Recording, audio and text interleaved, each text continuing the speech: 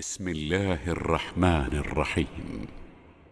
وهو الذي أرسل الرياح بشرا بين يدي رحمته وأنزلنا من السماء ماء طهورا لنحيي به بلدة ميتا ونسقيه مما خلقنا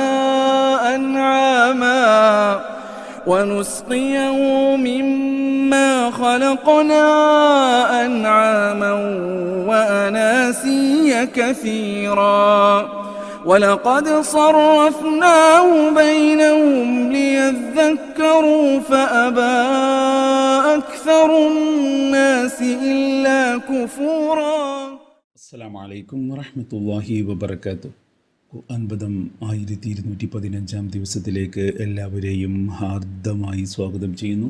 പരിശുദ്ധ ഖുർആനിലെ 25-ാമത്തെ അധ്യായമായ സൂറത്തുൽ ഫുർഖാനിലെ 48 മുതൽ 50 വരെയുള്ള ആയത്തുകളാണ് ഇന്ന് പഠന വിധേയമാക്കുന്നത്. ക്ലാസ് ആരംഭിക്കുന്നതിനായി ആദരണീയനായ ഡോക്ടർ എ.ഐ. വിലായത്തുള്ള സാഹിബിനെ ക്ഷണിക്കുന്നു. അസ്സലാമു അലൈക്കും വറഹ്മത്തുള്ളാഹി വബറകാതുഹു. അഊദു ബില്ലാഹി മിനശ് ശൈത്വാനിർ റജീം. ബിസ്മില്ലാഹിർ റഹ്മാനിർ റഹീം.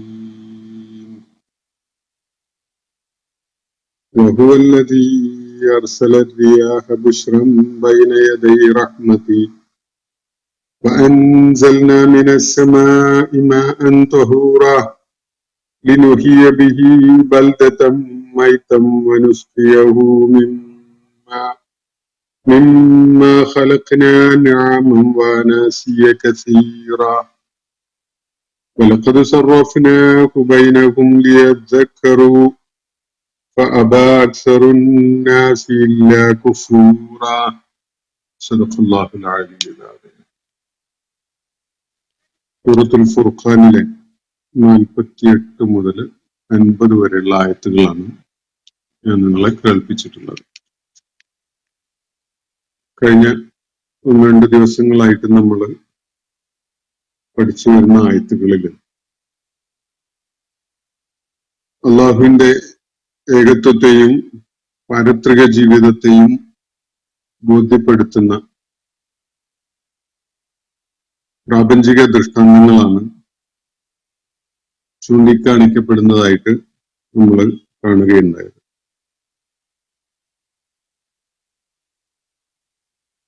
നിഴലിനെ നാം നീട്ടിപ്പരത്തിയതും അതിനെ ചലിക്കുന്ന വിധത്തിലുള്ളതാക്കിയതും അതുപോലെ നിഴലിന്റെ വഴികാട്ടിയായിട്ട് അതിന്റെ ദിശ നിർണയിക്കുന്ന പ്രതിഭാസമായിട്ട് സൂര്യനെ നിശ്ചയിച്ചതും പിന്നീട് അതിനെ അപ്രത്യക്ഷമാക്കുന്ന വിധത്തില് ചുരുട്ടി കൂട്ടിയെടുക്കുന്നതും ഇതൊക്കെയാണ് ഇന്നലെ നമ്മൾ വായിച്ച ഭാഗത്ത് ചൂണ്ടിക്കാണിക്കപ്പെടുകയുണ്ടായത്. പ്രപഞ്ച സംവിധാനത്തിൽ അല്ലാഹു ആവിഷ്കരിച്ചു വെച്ചിട്ടുള്ള പ്രതിഭാസങ്ങളാണ് ഇവിടെ ചൂണ്ടിക്കാണിക്കപ്പെട്ടിരിക്കുന്നത്. അതേപോലെ തന്നെ രാവിനെ ഒരു വസ്ത്രം പോലെ ഒരു ആവരണമായിട്ട് സംവിധാനിച്ചു തന്നതും ഉറക്കം എന്ന പ്രതിഭാസം സൃഷ്ടിച്ചുകൊണ്ട് അതിലൂടെ നമുക്ക് വിശ്രമം സാധ്യമാക്കിയതും പകലിനെ ഒരു മൃതാവസ്ഥയിൽ നിന്ന് ഉയർത്തെഴുന്നേൽക്കുന്ന പോലെയുള്ള ഒരു പുനരുത്ഥാനം പോലെയുള്ള ഒരു അനുഭവമാക്കി വെച്ചതുമൊക്കെ അള്ളാഹുവിന്റെ മഹത്തരമായ ദൃഷ്ടാന്തങ്ങളിൽ പെട്ടതാണ് എന്നതാണ് ചൂണ്ടിക്കാണിക്കപ്പെടുകയുണ്ടായത്.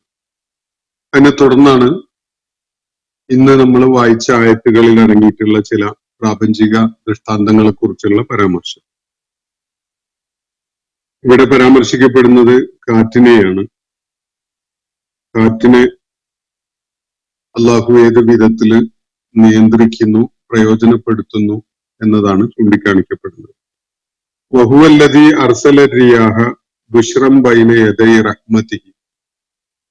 തന്റെ അനുഗ്രഹം വർഷിക്കുന്നതിന് മുന്നോടിയായിട്ട് സന്തോഷ വാർത്തയുമായി കാറ്റിനെ പറഞ്ഞു വിടുന്നവൻ അവനത്രേ.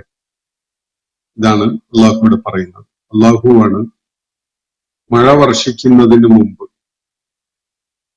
മഴയുടെ വരവിനെ കുറിച്ചുള്ള സന്തോഷ വാർത്ത അറിയിക്കുന്ന വിധത്തില് കാറ്റിനെ പറഞ്ഞയക്കുന്നത് എന്നതാണ് ഇവിടെ പറയപ്പെടുന്ന കാര്യം. വഹുവല്ലദീ അർസല റിയാഹ, രീഹിനെ കാറ്റുകളെ, റിയാഹ് എന്നത് ബഹുവചനാണ്. കാറ്റ് പല ദിശയിലും പല ശക്തിയിലും വ്യത്യസ്തമായ ശക്തിയിലൊക്കെ ഫോഴ്സിലൊക്കെ നമുക്ക് അനുഭവപ്പെടും. കാറ്റുകൾ പലതരത്തിലുള്ളതുമുണ്ട്.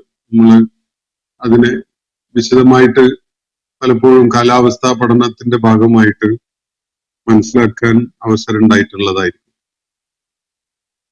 അപ്പൊ കാറ്റിനെ റിയാഹിനെ കാറ്റുകളെ, വ്യത്യസ്തമായ കാറ്റുകളെ അയക്കുന്നത് അവനാണ്, അള്ളാഹുവാണ്. അള്ളാഹുവിന്റെ സ്വദേശപരമായ ഒരു സൃഷ്ടി പ്രതിഭാസമാണ് കാറ്റുകൾ. അതിനെ ബുഷ്റം ബൈന യദൈ റഹ്മത്തിഹി എന്നാണ് അള്ളാഹുവിടെ വിവരിക്കുന്നത്. കാറ്റുകളെ തന്റെ റഹ്മത്ത്, തന്റെ അനുഗ്രഹം അല്ലെങ്കിൽ കാരുണ്യം, അള്ളാഹുവിന് അനുഗ്രഹ വർഷം ഉണ്ടാകുന്നതിന് മുന്നോടിയായിട്ട്, അങ്ങനെ ഒരു അനുഗ്രഹ വർഷം ഉണ്ടാകാൻ പോകുന്നു എന്ന സന്തോഷ വൃത്താന്തവുമായിട്ട് അള്ളാഹു കാറ്റിനെ പറഞ്ഞയക്കുന്നു എന്നാണ് ഇവിടെ പറയുന്നത്. മഴ ലഭിക്കുന്നതിന് മുന്നോടിയായിട്ട് കാറ്റ് വീശുന്നതും കാറ്റ് കുളിര് പകരുന്നതും മഴയുടെ വരവിനെ ഒരല്പം മുന്നേ ആയിട്ട് അറിയിക്കുന്നതും ഒക്കെയാണ് നമ്മൾ കാണുന്നത്. ആ ഒരു പ്രതിഭാസത്തെ അങ്ങനെ പ്രവർത്തനക്ഷമമാക്കിയിരിക്കുന്നത് അള്ളാഹുവാണ്. അത് അവന്റെ ആസൂത്രണത്തിൽ പെട്ടതുമാണ്. അതിനെ തുടർന്ന് അവൻ വെണ്ണിൽ നിന്ന്, ആകാശത്തിൽ നിന്ന് മഴ ഇറക്കുന്നു. അതിനെ തുടർന്ന് നാം ആകാശത്ത് നിന്ന് മഴ ഇറക്കുന്നു. ഒരു ശ്രദ്ധേയമായിട്ടൊരു വ്യാകരണ വിഷയം കടന്നു വരുന്നുണ്ട്. നമ്മൾ ഈ ആയത്തിന്റെ ആദ്യത്തിൽ വായിച്ചത് തേർഡ് പേഴ്സണിലാണ്, അവൻ എന്ന് പറഞ്ഞുകൊണ്ടാണ്. അതിനെ തുടർന്ന് അതേപോലെ അതേ തുടർന്ന് ആകാശത്ത് നിന്ന് നാം മഴ വർഷിക്കുകയും ചെയ്തിരിക്കുന്നു. മാഅൻ തഹൂറ, ശുദ്ധമായ ജലമടങ്ങിയിട്ടുള്ള മഴ. ആകാശത്തുനിന്ന് മഴ വർഷിപ്പിക്കുന്നത് നല്ല തെളിനീരായിട്ടുള്ള മഴയാണ് വർഷിപ്പിക്കപ്പെടുന്നത്. അപ്പൊ ഇവിടെ തുടക്കത്തിൽ അവൻ കാറ്റിനെ അയക്കുന്ന കാര്യം, അള്ളാഹുവിന്റെ അനുഗ്രഹത്തിന്റെ മുന്നോടിയായിട്ട് അതേക്കുറിച്ച് സന്തോഷ വാർത്ത നൽകുന്ന വിധത്തിൽ കാറ്റിനെ അയക്കുന്നത് അവനാണ് എന്ന് പറഞ്ഞിട്ട് പിന്നീട് അതിന്റെ പേഴ്സൺ മാറുകയാണ്, സംസാരിക്കുന്ന ആള്. പിന്നെ നാം എന്ന് പറഞ്ഞുകൊണ്ടാണ് പറയുന്നത്. വിശുദ്ധ ഖുർആന്റെ വളരെ അത്യപൂർവമായൊരു ശൈലിയാണിത്. വേറെ മനുഷ്യന്റെ രചനകളിലൊന്നും ഇങ്ങനെ കാണാൻ കഴിയില്ല.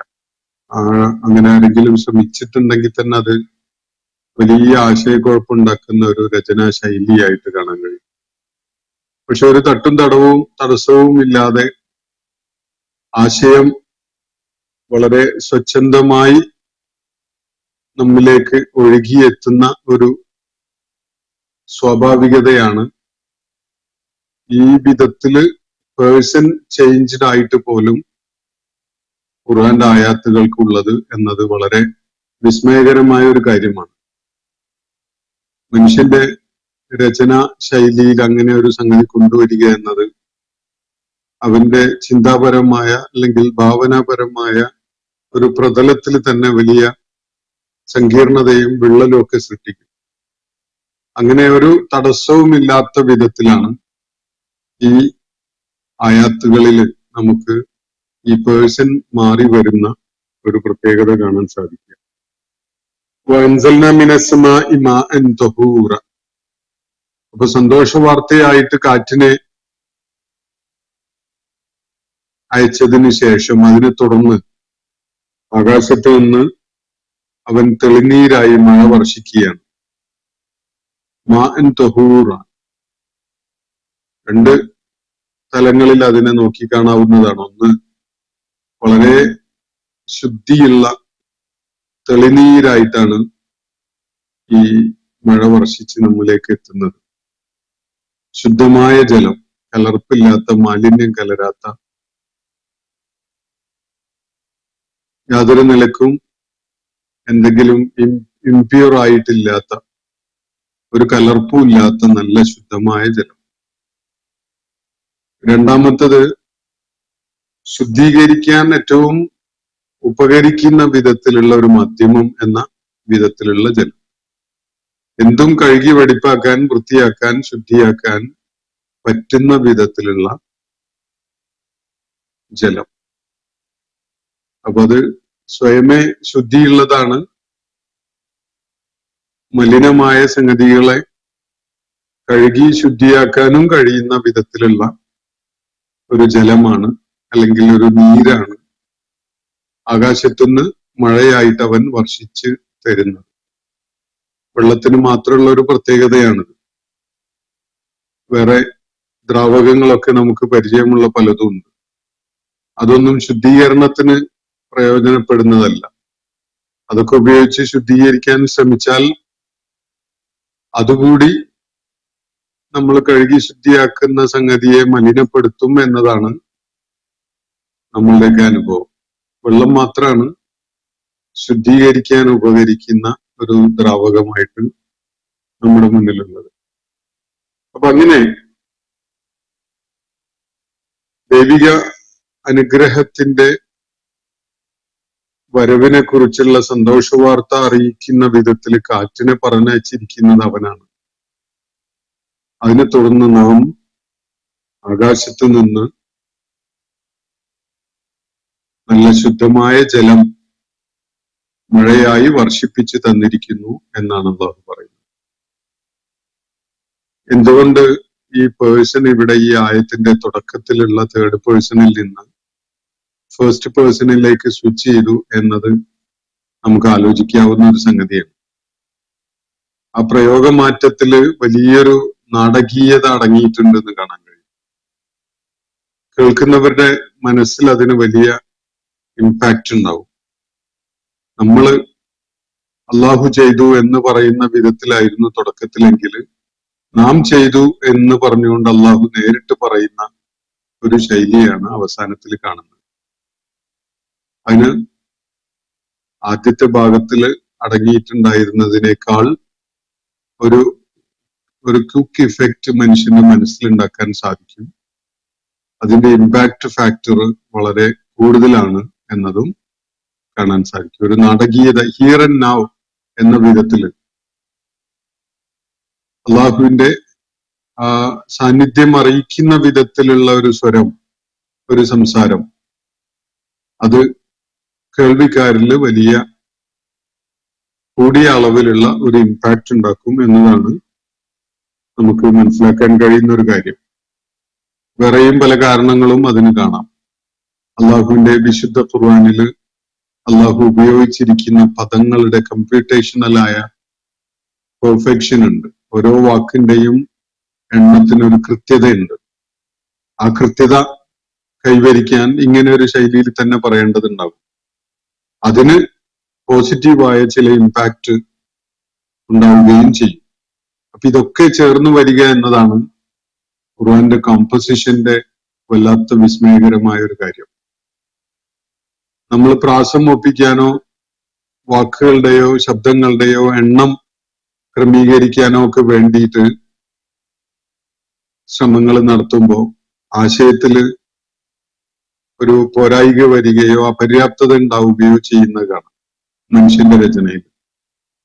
അല്ലെങ്കിൽ അത് ഒരു ചേരായിക ആണ് ആ പ്രയോഗം, ആ പദം അവിടെ എന്നൊക്കെ തോന്നും. പക്ഷെ ആ പദം അവിടെ വെച്ചിരിക്കുന്നത് ചില കണക്കുകൾ കൃത്യമാക്കാൻ വേണ്ടിയൊക്കെ ആയിരിക്കും. പക്ഷെ ഖുർആന്റെ കാര്യത്തില് അതിന്റെ കമ്പ്യൂട്ടേഷണൽ ആയ മിറക്കിൾ അത് ഖുർആൻ അവതരിച്ച കാലത്ത് ആർക്കും അറിയുന്ന ഒരു കാര്യമായിരുന്നില്ല. കമ്പ്യൂട്ടറിന്റെ സഹായത്തോടു കൂടി മാത്രം കണക്കാക്കിയെടുക്കാൻ കഴിയുന്ന ഒരു കാര്യമാണ് ഖുർആനിൽ ഉപയോഗിക്കപ്പെട്ടിരിക്കുന്ന വാക്കുകളുടെ എണ്ണം, അക്ഷരങ്ങളുടെ എണ്ണം, അതിന്റെയൊക്കെ കൃത്യത എന്ന് പറയുന്ന ഒരു കാര്യം. അപ്പോ ആ ഒരു ഫാക്ടറും അതോടൊപ്പം തന്നെ ഈ കേൾവിക്കാരിൽ ഉണ്ടാക്കുന്ന വലിയ കൂടിയ അളവിലുള്ള ഒരു ഇമ്പാക്റ്റും, ഒരു ഭാഗത്ത് കൃത്യത വരുത്തുന്നത് ആശയപരമായിട്ടും അതിന്റെ ഇമ്പാക്റ്റ് എന്നുള്ള നിലക്കും ഒക്കെ തന്നെ മെച്ചപ്പെട്ട ഒരു ഔട്ട്കം, ഒരു റിസൾട്ട് അതുകൊണ്ട് ഉണ്ടാകുന്നു എന്നത് ഇതിന്റെ കോമ്പോസിഷന്റെ ഒരു പ്രത്യേകതയാണ്. മനുഷ്യന്റെ മനസ്സിൽ അങ്ങനെ ഒന്ന് ഗണിച്ചെടുത്ത് ഉണ്ടാക്കുക എന്നത് സാധ്യമല്ല. അത്രയും സങ്കീർണമായ ആസൂത്രണം മനുഷ്യ മനസ്സിന് കഴിയും എന്ന് നമുക്ക് സങ്കല്പിക്കാൻ ഏതായാലും വയ്യ. നമുക്കൊന്നും പറ്റുന്നില്ല, മനുഷ്യരാരും അങ്ങനെ ചെയ്തത് നമുക്ക് കാണാനും പറ്റുന്നില്ല. ലിനുഹിയ ബിഹി ബൽദതൻ മൈതൻ വനുസ്ഖിയഹു മിമ്മ ഖലഖ്ന അൻഅമൻ വഅനാസിയ കതീറ. ആദ്യം സന്തോഷവൃത്താന്തവുമായിട്ട് കാറ്റിനെ അയക്കുകയും തുടർന്ന് ആകാശത്ത് നിന്ന് തെളിനീരായ ശുദ്ധജലം മഴയായി വർഷിച്ച് തന്നിട്ടുള്ളത് അതെന്തിനു വേണ്ടിയാണ് എന്നതാണ് തുടർന്നുള്ള ആയത്തിൽ പറയുന്നത്. ലിനുഹിയ ബിഹി ബൽദതൻ മൈത, മൃതപ്രായമായ ഭൂപ്രദേശത്തെ ജീവസുറ്റതാക്കി മാറ്റുന്നതിന് വേണ്ടിയാണ്. ജലസാന്നിധ്യമില്ലാതെ വറ്റി വരണ്ട് ഉണങ്ങി ചത്തുപോയ ഒരു ഭൂപ്രദേശം, ജീവന്റെ തുടിപ്പോ സാന്നിധ്യമോ വിളിച്ചോതുന്ന യാതൊന്നും ഇല്ലാതെ കിടക്കുന്ന ബൽദത്തുൻ മൈത്ത ആയ അവസ്ഥയിലുള്ള ഒരു ഭൂപ്രദേശം. ബൽദത്ത് എന്ന് പറഞ്ഞ നാട്, പ്രദേശം, ഭൂമി. മൈത്ത എന്ന് പറഞ്ഞ മൃതാവസ്ഥയിലുള്ള ഒരു ഭൂപ്രദേശത്തെ ജീവനുള്ളതാക്കി, ജീവസുറ്റതാക്കി മാറ്റുന്നതിന് വേണ്ടിയാണ് നാം ഈ വിധത്തില് ആകാശത്ത് നിന്ന്, വിണ്ണിൽ നിന്ന് തെളിനീരായി മഴ വർഷിച്ചു തന്നിട്ടുള്ളത് എന്നാണ് അള്ളാഹു പറയുന്നത്. ഏതാനും വർഷങ്ങൾ തുടർച്ചയായിട്ട് മഴയില്ലാതെയായി മാറിയാൽ ഏത് ഭൂപ്രദേശവും ഉണങ്ങി വരണ്ട് ജീവന്റെ കണിക പോലും ഇല്ലാത്ത പോലെയായി മാറും. കൃത്രിമമായി മനുഷ്യൻ ജലം വേറെ എവിടെന്നെങ്കിലൊക്കെ പ്രൊവൈഡ് ചെയ്തുകൊണ്ട് ഒരു പ്രദേശത്ത് ആളുകൾ താമസമുള്ളതായി മാറി എന്നൊക്കെ വരും. അങ്ങനെയൊക്കെ ചെയ്യാൻ പറ്റും. പക്ഷെ പ്രകൃതിപരമായിട്ട് ആ പ്രദേശം ഉണങ്ങി വരണ്ട് ചത്തു കിടക്കുന്ന ഇടമായിരിക്കും. ജീവജാലങ്ങളൊന്നും സർവൈവ് ചെയ്യാത്ത, ചെടികളും മരങ്ങളും ഒന്നും വളരാത്ത ഉണങ്ങി വരണ്ട പ്രദേശം. അങ്ങനെയുള്ള ഒരു പ്രദേശത്തെ ജീവനുള്ളതാക്കി, ജീവിപ്പിക്കുന്ന, ജീവസുറ്റതാക്കി മാറ്റുന്നതിന് വേണ്ടിയാണ് നാം അങ്ങനെ ചെയ്തിരിക്കുന്നത് എന്നാണ് അള്ളാഹു പറയുന്നത്. വലിയൊരു സൂചന അതിൽ അടങ്ങിയിട്ടുണ്ട്. മൃതാവസ്ഥയിൽ കഴിയുന്ന എന്തിനേയും ജീവനുള്ളതാക്കി മാറ്റാൻ അള്ളാഹുവിനെ സംബന്ധിച്ചിടത്തോളം അത്രയൊക്കെയുള്ള ഇടപെടലുകളെ വേണ്ടതുള്ളൂ. മരിച്ചുപോയ ആളുകളെ വീണ്ടും ജീവിതത്തിലേക്ക് തിരിച്ചു കൊണ്ടുവരിക എന്നത് ഒരു മഴ വർഷിപ്പിച്ച് ജീവന്റെ കണികയോ സാന്നിധ്യമോ അറിയില്ലാതിരുന്ന ഇടങ്ങളിൽ അത്തരം ഇടങ്ങളെ ജീവസുറ്റതാക്കി മാറ്റുന്നത് അള്ളാഹു എത്ര വിസ്മയകരമായ വിധത്തില്, എത്ര ലളിതമായിട്ടാണോ അത്രയൊക്കെ അതുപോലെയൊക്കെ മരിച്ചുപോയ ആളുകളെ വീണ്ടും ജീവിതത്തിലേക്ക് തിരികെ കൊണ്ടുവരിക എന്നത് അള്ളാഹുവിനെ സംബന്ധിച്ചിടത്തോളം വളരെ നിഷ്പ്രയാസം സാധിക്കുന്ന ഒരു കാര്യമാണ് എന്നൊരു ആശയം ഇതിൽ അടങ്ങിയതായിട്ട് കാണാൻ കഴിയും. വനുസ്ഖിയഹു മിമ്മ ഖലഖ്ന അൻഅമൻ വഅനാസിയ കതീറ. എന്തിനാണ് ഈ മഴ വർഷിപ്പിച്ചിട്ടുള്ളത്? ഒന്ന്, ചത്തുകിടക്കുന്ന ഭൂപ്രദേശത്തെ ജീവസുറ്റതാക്കി മാറ്റാനാണ്. തുടർന്ന് പറയുന്നത് ഇത് കുടിപ്പിക്കുന്നതിന് വേണ്ടിയാണ്. വനുസ്ഖിയഹു, ഈ ജലത്തെ, ഈ തെളിനീരിനെ നമുക്ക് കുടിപ്പിക്കണം. അതിനു വേണ്ടിയാണ്. ആർക്കാണ് കുടിപ്പിക്കുന്നത്? മിമ്മ ഖലഖ്ന, നാം സൃഷ്ടിച്ചവയിൽപ്പെട്ട അൻആമം വ അനാസിയ, മൃഗങ്ങളും കന്നുകാലികളും മനുഷ്യരും, ഇവരെയൊക്കെ കുടിപ്പിക്കാൻ വേണ്ടിയാണ്. ധാരാളം കന്നുകാലികളെ മനുഷ്യന്റെ പ്രയോജനത്തിനു വേണ്ടി തന്നെ അള്ളാഹു സൃഷ്ടിച്ചു വെച്ചിരിക്കുകയാണ്. അവക്ക് നിലനിൽപ്പുണ്ടാവണമെങ്കിൽ അവ ഈ തെളിനീര് കുടിക്കുന്നവയായി മാറണം. ദൈവികമായി കാരുണ്യമായി ആകാശത്ത് നിന്ന് അവൻ ഇറക്കിത്തരുന്ന ഈ മഴവെള്ളം, ഈ തെളിനീർ, അത് ഈ കന്നുകാലികൾക്ക് ജീവജാലങ്ങൾക്കൊക്കെ കുടിക്കാനായിട്ട് കിട്ടണം. അങ്ങനെ അവയെ കുടിപ്പിക്കുന്നതിന് വേണ്ടിയാണ്. ആരൊക്കെയാണ് കുടിപ്പിക്കേണ്ടത്? അൻആമം വ അനാസിയ, ഖലഖ്ന അൻആമം വ അനാസിയ. വല്ലാത്തൊരു സൗകുമാര്യം ആയ അല്ലെങ്കിൽ ശൈലീ ഭംഗിയുള്ള ഒരു പ്രയോഗമാണ്. വഖലഖ്ന മിമ്മ ഖലഖ്ന അൻആമം വ അനാസിയ, നാം കന്നുകാലികളായിട്ടും മനുഷ്യരായിട്ടും സൃഷ്ടിച്ചവയെ എന്നാണ് പറയുന്നത്. അള്ളാന്റെ സൃഷ്ടിപ്പിൽ അത്രക്കേ ഉള്ളൂ. അത്ര ലളിതമാണത്. അവൻ പറയുന്നത് ചിലതിനെ നാം കന്നുകാലികളായി സൃഷ്ടിച്ചു, വേറെ ചിലതിനെ നാം മനുഷ്യരായി സൃഷ്ടിച്ചു. ഇതൊക്കെ അള്ളാന്റെ ഒരു കൽപ്പനയുടെ ഫലമാണ്, അള്ളാന്റെ ഒരു ഉത്തരവാണ്. കുൻ എന്ന വളരെ ലളിതമായ ഒരു ആജ്ഞ നൽകുന്നതോടുകൂടി അവന്റെ കൽപ്പനക്ക് ഉത്തരം ആയിക്കൊണ്ട് ചിലത് കന്നുകാലികളായിട്ട് ഉണ്ടായി വരുന്നു, വേറെ ചിലത് മനുഷ്യരായിട്ടുണ്ടായി വരുന്നു. ഇതൊക്കെയും അള്ളാഹുവിന്റെ സൃഷ്ടിപ്പാണ്. മിമ്മ ഖലഖ്ന അൻആമം വ അനാസിയ. അറബി ഭാഷയില് ഹാല് എന്നൊക്കെ പറയാവുന്ന വിധത്തിലുള്ള ഒരു പ്രയോഗം, ആ രൂപം അതാണ്. അതായത് ചിലരെ മൃഗങ്ങളായിട്ട് കന്നുകാലികളായിട്ട് നാം സൃഷ്ടിച്ചിരിക്കുന്നു, വേറെ ചിലരെ മനുഷ്യരായിട്ടും സൃഷ്ടിച്ചിരിക്കുന്നു. അങ്ങനെ നാം കന്നുകാലികളായി സൃഷ്ടിച്ചവയെയും മനുഷ്യരായി സൃഷ്ടിച്ചവരെയും കുടിപ്പിക്കുന്നതിന് വേണ്ടിയാണ് ഈ വെള്ളം, ആകാശത്ത് നിന്ന് ശുദ്ധജലം ഇറക്കിയിട്ടുള്ളത്. അത് ധാരാളമുണ്ട്, ഒന്നോ രണ്ടോ ഒന്നുമല്ല. അൻആമൻ കസീറ വ അനാസിയ കസീറ. കന്നുകാലികൾ ധാരാളമുണ്ട്, മനുഷ്യരും ധാരാളമുണ്ട്. അവയൊക്കെ കുടിപ്പിക്കുന്നതിന് വേണ്ടിയാണ് നാം ഇറക്കിയിട്ടുള്ളത് ഈ ജലം. വലഖദ് സറഫ്നാഹു ബൈനഹും ലിയദ്ദക്കറു. എന്നിട്ട് ഈ മഴ വർഷിപ്പിക്കുന്ന പ്രക്രിയയെ കുറിച്ച് അള്ളാഹു ഒരു പ്രസ്താവന നടത്തുകയാണ്. വലഖദ് സറഫ്നാഹു, നിശ്ചയമായിട്ടും നാം ഇതിനെ, ഈ മഴ വർഷിക്കുക എന്ന പ്രക്രിയയെ വിവരിച്ചിട്ടുണ്ട്. തിരിച്ചും മറിച്ചും, ഇവിടുന്ന് അങ്ങോട്ടും അവിടുന്ന് ഇങ്ങോട്ടും, ആക്റ്റീവ് വോയിസിലും പാസീവ് വോയിസിലും ഒക്കെ ആയിട്ട് നാം ഈ പ്രക്രിയയെ പ്രതിപാദിച്ചിട്ടുണ്ട്. വിശുദ്ധ ഖുർആനിൽ മഴയെ വളരെ കൂടുതൽ സന്ദർഭങ്ങളിലായിട്ട് പരാമർശിച്ചിട്ടുണ്ട്. അതിന്റെ വിവിധ ഘട്ടങ്ങളെ പരാമർശിച്ചിട്ടുണ്ട്. വിവിധ സന്ദർഭങ്ങളെ മുൻനിർത്തിക്കൊണ്ട് മഴയെ പരാമർശിച്ച് വിവരണങ്ങൾ നൽകിയിട്ടുണ്ട്. എന്തിനു വേണ്ടിയാണ് ഈ ഒരേ ഒരു കാര്യത്തെക്കുറിച്ച് ഇത്രയുമേറെ വൈവിധ്യത്തോടു കൂടി അവൻ വിവരിച്ചു തന്നിട്ടുള്ളത് എന്നതാണ് ഇവിടെ അള്ളാഹു വ്യക്തമാക്കുന്നത്. വലഖദ് സറഫ്നാഹു, നിശ്ചയമായിട്ടും നാം ഇതിനെ, മഴ വർഷിക്കുക എന്ന പ്രക്രിയയെ വളരെ വിശദമായി പ്രതിപാദിച്ചിട്ടുണ്ട്. ബൈനഹും, അവർക്കായിട്ട്, അവരുടെ മുന്നിൽ. എന്തിനാണ്? ലിയദ്ദക്കറു, അവര് അതിൽ നിന്ന് ഉത്ബുദ്ധരാകുന്നതിന് വേണ്ടി.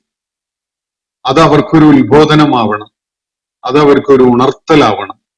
അതിൽ നിന്ന് അവരുടെ മനസ്സിൽ ഒരു ഓർമ്മയും ഒരു ചിന്തയും ഉടലെടുക്കണം എന്നതിനു വേണ്ടി നാം ഇതിനെ ആവർത്തിച്ച് പലവട്ടം പല വിധത്തിൽ പല പ്രാധാന്യത്തോടുകൂടി, വ്യത്യസ്തമായ പ്രാധാന്യത്തോടുകൂടി ഇതിനെ വിവരിച്ചിട്ടുണ്ട് എന്നാണ് അള്ളാഹു പറയുന്നത്. അതിന്റെ ലക്ഷ്യം എന്തായിരുന്നു? ലിയദ്ദക്കറു, അവർ ഓർക്കാൻ വേണ്ടിയാണ്. അവരതിനെ അനുസ്മരിക്കണം, അവരതുവഴി ഉത്ബുദ്ധതയുള്ളവരായി മാറണം, ഉത്ബോധനം ലഭിച്ചവരായി മാറണം. എന്ന് പറഞ്ഞാൽ മഠയന്മാരായി, ഓർമ്മയില്ലാത്ത, നിസ്സംഗതയിൽ കഴിയുന്ന ഒരു പടു ജാഹില് ആയിട്ട് മനുഷ്യൻ കഴിയരുത്. മഴയെക്കുറിച്ച് മാത്രം അല്ലാഹു പല ആവർത്തി വിശുദ്ധ ഖുർആനിൽ പല ആംഗിളിൽ നിന്നുകൊണ്ട് പല കോണ്ടെക്സ്റ്റിൽ വിവരണങ്ങൾ നടത്തിയിട്ടുണ്ട്. അതിന്റെ താല്പര്യം ലിയദ്ദക്കറൂ, അവര് ഓർക്കുന്നവരാകാൻ വേണ്ടിയാണ്, ഉത്ബുദ്ധരായവരാണ് എന്ന് വരാൻ വേണ്ടിയാണ്, അവർക്ക് അതിന്റെ ഉണർത്തൽ ഉണ്ടാകുന്നു എന്നതിനു വേണ്ടിയാണ്. എന്നാൽ എന്താണ് സംഭവിച്ചത്? ഫഅബാ അക്സറുന്നാസി ഇല്ലാ കുഫൂറ. എന്നാൽ ആളുകളിൽ അധിക പേരും നന്ദികേടല്ലാതെ നൽകാൻ കൂട്ടാക്കിയില്ല, നിഷേധമല്ലാതെ പ്രതികരണമായിട്ട് നൽകാൻ മനുഷ്യരിൽ അധിക പേരും കൂട്ടാക്കിയില്ല. കൂടുതൽ ആളുകളിലും അത് കുഫ്റാണ്, നന്ദികേടാണ്, നിഷേധമാണ് ഉണ്ടാക്കിയിട്ടുള്ളത്. അതല്ലാത്ത നന്ദി കാണിക്കുക എന്നതിന് അവര് വിസമ്മതിക്കുകയാണ് ചെയ്തത്. ഫഅബാ, അവര് വിസമ്മതം കാണിച്ചു, അവര് സന്നദ്ധതയില്ലായ്ക കാണിച്ചു. എന്തിനാണ്? അക്സറുന്നാസി, ജനങ്ങളിൽ അധിക പേരും വിസമ്മതം കാണിച്ചു. എന്തിനാണ് വിസമ്മതം കാണിക്കുന്നത്? ഇല്ലാ കുഫൂറ, നന്ദികേടല്ലാത്ത വല്ലതും കാണിക്കാൻ, നിഷേധമല്ലാത്ത വല്ലതും കാണിക്കാൻ, സത്യം മൂടിയിടലല്ലാത്ത വല്ലതും കാണിക്കാൻ മനുഷ്യൻ വിസമ്മതിച്ചു. ഒരു വിസ്മയകരമായ ഒരു പ്രതിഭാസം കാണിച്ചുകൊണ്ട് ഒരു ഗംഭീരമായ ആശയം നമ്മുടെ മുന്നിൽ അല്ലാഹു അവതരിപ്പിച്ച് തന്നിട്ട് അത് ഉൾക്കൊണ്ടുകൊണ്ട് ശരിയാണ് കേട്ടോ എന്ന് പറഞ്ഞ് സത്യപ്പെടുത്തുകയും ആ കാര്യം തങ്ങളുടെ മുന്നിൽ അവതരിപ്പിച്ച ദൂതനെ അംഗീകരിക്കുകയും ആ ദൂതൻ മുന്നോട്ട് വെക്കുന്ന അള്ളാഹുവിന്റെ ഏകത്വത്തിലും പാരത്രിക ജീവിതത്തിലുമുള്ള വിശ്വാസം ഉൾക്കൊള്ളുകയും ചെയ്യുക എന്നതിന് പകരം ഈ ആളുകള് അതിന് വിസമ്മതിച്ചുകൊണ്ട് അവർ ചെയ്യുന്ന എന്താണ്? കുഫൂറ് മാത്രമാണ്, നിഷേധമാണ്, നന്ദികേടാണ്, മൂടിവെക്കലാണ്. അവര് ഉൾക്കൊണ്ട സത്യം മൂടിവെക്കുന്നു, പ്രവാചകൻ മുന്നോട്ട് വെക്കുന്ന ആദർശത്തെ ആ സത്യത്തെ അവര് നിഷേധിക്കുന്നു, സ്രഷ്ടാവായ റബ്ബിനോട് അവര് നന്ദികേട് കാണിക്കുകയും ചെയ്യുന്നു. ഈ ഒരൊറ്റ വാക്കിൽ അതൊക്കെ അടങ്ങിയിട്ടുള്ളത് നമുക്ക് മനസ്സിലാക്കാൻ കഴിയും. ജനങ്ങളിൽ ഏറെ പേരിലും നിഷേധമല്ലാത്ത ബാക്കി എല്ലാറ്റിനോടും വിസമ്മതമുള്ളവരാക്കി മാറ്റുകയാണ് ഇത് ചെയ്തിട്ടുള്ളത്. മഴയെക്കുറിച്ച്, മഴ വർഷിക്കുന്ന പ്രക്രിയയെക്കുറിച്ച് പടച്ച തമ്പുരാൻ ഇത്രയേറെ തവണ വിശുദ്ധ ഖുർആനിൽ പരാമർശിച്ചിട്ട് അതിന്റെ ഫലം അള്ളാഹു അത് എന്തിനു വേണ്ടിയാണ് വിവരിച്ചിട്ടുള്ളത് എന്ന് ഇവിടെ പറഞ്ഞു കഴിഞ്ഞു. ലിയദ്ദക്കറൂ, അവർ ഉത്ബുദ്ധരാകുന്നതിന് വേണ്ടിയാണ്. പക്ഷെ ഫലം കൂടുതൽ ആളുകളും കുഫൂറിന്റെ ആളുകളായി മാറി, ശുക്കൂറിന്റെ ആളുകളായി മാറിയില്ല. നന്ദി കാണിക്കുന്നവരായിട്ട്, അള്ളാഹുവിനോട് കടപ്പാടും വിധേയത്വവും കാണിക്കുന്നവരായി മാറുന്നത് വളരെ കുറച്ച് മാത്രം. കൂടുതൽ പേരും നന്ദി കെട്ട, നിഷേധം കാണിക്കുന്ന, സത്യത്തെ മൂടിയിടുന്ന ആളുകളായിട്ടാണ് മാറുകയുണ്ടായത്. ഇവിടെ കാറ്റിനെ കുറിച്ച് പരാമർശിച്ചുകൊണ്ട് അള്ളാഹു പറഞ്ഞ കാര്യം, വലഖദ് സ്വറഫ്നാഹു ബൈനഹും, നാം അതിനെ അവർക്കിടയിൽ, അവർക്ക് വേണ്ടി അതിനെ വിവരിക്കുകയുണ്ടായി എന്നാണ് നമ്മളൊരു തലത്തിൽ അർത്ഥം പറയുകയുണ്ടായത്. വേറെയും ഒന്ന് രണ്ട് അർത്ഥ സാധ്യതകൾ അതിനുണ്ട്. ഒന്ന്, കാറ്റിനെ അവൻ തിരിച്ചുവിട്ടു എന്നൊരർത്ഥം നമുക്ക് കാണാൻ കഴിയും. കാറ്റിനെ എല്ലായ്പ്പോഴും കാറ്റ് മഴയുടെ സന്തോഷ വാർത്തയുമായിട്ടാണല്ലോ കാറ്റ് വരുന്നത്. കാറ്റ് വരുന്നത് നമ്മള് തുടക്കത്തില് അതിന്റെ സാധ്യത, മഴ പെയ്യുമെന്ന് സാധ്യത കണ്ടെടുത്ത് അത് പെയ്തോളണമെന്നില്ല. കാറ്റ് അതിനെ മറ്റ് ചിലയിടങ്ങളിലേക്ക് കൊണ്ടുപോകും, എന്നിട്ട് അത് അവിടെയായിരിക്കും വർഷിക്കുന്നുണ്ടാവുക. അപ്പൊ കാറ്റിനെ, മഴയെ നാം തിരിച്ചുവിട്ടു എന്ന് നമുക്കതിനെ മനസ്സിലാക്കാൻ സാധിക്കും. എന്തിനാണ് കാറ്റിനെ നാം വ്യത്യസ്ത ദിശകളിലേക്കും പ്രദേശങ്ങളിലേക്കുമായിട്ട് തിരിച്ചുവിടുന്നത്? കാറ്റും മഴയും എന്നീ ദൈവിക പ്രതിഭാസങ്ങളെ ആരാണ് നിയന്ത്രിക്കുന്നത് എന്നത് ഇവർക്ക് ഓർമ്മയുണ്ടാകാൻ വേണ്ടിയാണ്. അതിനെക്കുറിച്ച് ഒരു തിരിച്ചറിവ് ഇവർക്ക് ഉണ്ടാകാൻ വേണ്ടിയാണ്. കാറ്റിനെ അള്ളാഹു തിരിച്ചുവിടുന്നത്, മഴയെ തിരിച്ചുവിടുന്നത് അതിന്റെ ദൈവികമായ ഒരു പരിമാണമുണ്ട്, ഒരളവ് അവൻ നിശ്ചയിച്ചിട്ടുണ്ട് ഓരോ പ്രദേശത്തിനും എത്ര മഴ ഏതൊക്കെ ഘട്ടങ്ങളിൽ ലഭിക്കണം എന്നുള്ളത്. അതുവഴി ആർക്കൊക്കെ എന്തൊക്കെ ഗുണമുണ്ടാവണം, ആരൊക്കെ എന്തൊക്കെ വിധത്തിലുള്ള പരീക്ഷണങ്ങളിൽ അകപ്പെടണം എന്നതൊക്കെ പടച്ച തമ്പുരാന്റെ ആസൂത്രണത്തിൽ പെട്ടതാണ്. ആ വിധത്തിൽ അവൻ അതിനെ തിരിച്ചുവിട്ടുകൊണ്ടിരിക്കുന്നുണ്ട്. മഴ വർഷിക്കുന്നതിന് വേണ്ടി കാറ്റിനെ, മഴ കാർമേഘങ്ങളെ വഹിച്ചുകൊണ്ടുള്ള അല്ലെങ്കിൽ അതിനെ ഡയറക്റ്റ് ചെയ്തുകൊണ്ടുള്ള കാറ്റുകളെ നിയോഗിച്ച് അയക്കുന്നത് അവനാണ്. എന്നിട്ട് എത്ര അളവിൽ എവിടെ മഴ പെയ്യണം എന്ന് അവനാണ് തീരുമാനിക്കുന്നത്. ഇപ്പോ ഇവിടെ പെയ്യും എന്ന് തോന്നിയ മഴ പക്ഷെ ഇവിടെ പെയ്യാതെ അടുത്ത ഗ്രാമത്തിലേക്കോ കുറച്ച് അകലെയുള്ള ഇടങ്ങളിലേക്കോ ഒക്കെ കാറ്റ് അതിനെ കൊണ്ടുപോകുന്നത് നമ്മൾ എത്രയോ തവണ കണ്ടിട്ടുള്ളതാണ്. അത് തന്നെ നമ്മൾ ഒരു അതിശക്തമായ മഴ പ്രതീക്ഷിച്ചത് വളരെ നേർത്തൊരു മഴയായിട്ട് ഇവിടെ മാറി, വളരെ കൂടിയ അളവിൽ മറ്റൊരിടത്തേക്ക് അത് തിരിച്ചുവിടപ്പെട്ടു. ഇങ്ങനെയൊക്കെ അതിനെ കൈകാര്യം ചെയ്യപ്പെടുന്നുണ്ട്, നിയന്ത്രിക്കുന്നുണ്ട്. ആ വിധത്തില് കാറ്റിനെ നാം തിരിച്ചുവിടുന്നു എന്ന വിധത്തിലും ഈ ആയത്തിന്റെ ഈ പ്രയോഗത്തിന് വലഖദ് സറഫ്നാഹു എന്നതിനെ നമുക്ക് മനസ്സിലാക്കാം. വിശുദ്ധ ഖുർആനിൽ അതിനെ വിവരിച്ചിരിക്കുന്നു എന്ന അർത്ഥത്തിലാണ് നമ്മൾ ആദ്യം അതിനെ കാണുകയുണ്ടായത്. എന്നപ്പോ ഇപ്പോ നമ്മൾ അതിനെ മനസ്സിലാക്കുന്നത് കാറ്റിനെ പല ദിശകളിലേക്ക് വ്യത്യസ്ത ഈ മഴയുടെ സാധ്യതകളെ വ്യത്യസ്ത അളവിലായിട്ട് പലയിടങ്ങളിലേക്ക് പല ഘട്ടങ്ങളിലായിട്ട് ഒക്കെ അതിനെ തിരിച്ചുവിടുന്നു, അതിനെ ഡയറക്റ്റ് ചെയ്യുന്നു എന്ന വിധത്തിലും അതിന് സാധ്യതയുണ്ട്. അപ്പൊ ഈ രണ്ട് സാധ്യതയിലുള്ള വായനയും ഇനിയും ചില വ്യത്യസ്തമായ സാധ്യതകളൊക്കെ ഈ പ്രയോഗത്തിനെ മനസ്സിലാക്കുന്നതിന് നമുക്ക് സാധിക്കും. എന്തായാലും അതിന്റെ ലക്ഷ്യം ഈ യദ്ദക്കറു, അവര് അതിനെക്കുറിച്ച് ഉത്ബുദ്ധത ഉള്ളവരാകുക എന്നതാണ്. അതിനെക്കുറിച്ച് ഓർമ്മയും ആലോചനയും ഉള്ളവരാവുക എന്നതാണ്. പക്ഷെ അതിന്റെ ഫലം വളരെ കുറഞ്ഞ ആളുകളിലല്ലാതെ ബാക്കിയുള്ളവരിലൊക്കെ കുഫൂറാണ് അത് ഉണ്ടാക്കിയിട്ടുള്ളത്. നിഷേധവും നന്ദികേടും സത്യം മൂടിയിടലുമാണ് പലരിലും അത് ഉണ്ടാക്കിയിട്ടുള്ള ഇമ്പാക്റ്റ് എന്നത് നമുക്ക് മനസ്സിലാക്കാൻ സാധിക്കും. അതാണ് അള്ളാഹുവിടെ ചൂണ്ടിക്കാണിക്കുന്നത്. ഇന്നത്തെ സെഷൻ ഞാനിവിടെ അവസാനിപ്പിക്കുകയാണ്. സൂറത്തുൽ ഫുർഖാനിലെ 48 മുതൽ 50 വരെയുള്ള ആയത്തുകളാണ് നമ്മൾ ഇന്ന് പഠന വിധേയമാക്കിയിട്ടുള്ളത്. അള്ളാഹു നമ്മെ എല്ലാവരെയും അനുഗ്രഹിക്കുമാറാവട്ടെ. وآخر دعوانا أن الحمد لله رب العالمين. السلام عليكم ورحمة الله وبركاته. ഇന്നത്തെ ഖുർആൻ പദം ഇവിടെ സമാപിക്കുന്നു. ഖുർആൻ പഠനത്തിൽ പങ്കെടുത്ത എല്ലാവർക്കും അള്ളാഹു അർഹമായ പ്രതിഫലം നൽകി അനുഗ്രഹിക്കട്ടെ. വആഖിറു ദഅ്വാനാ അൽഹംദുലില്ലാഹി റബ്ബിൽ ആലമീൻ. അസ്സലാമു അലൈക്കും വറഹ്മത്തുള്ളാഹി വബറകാതുഹു.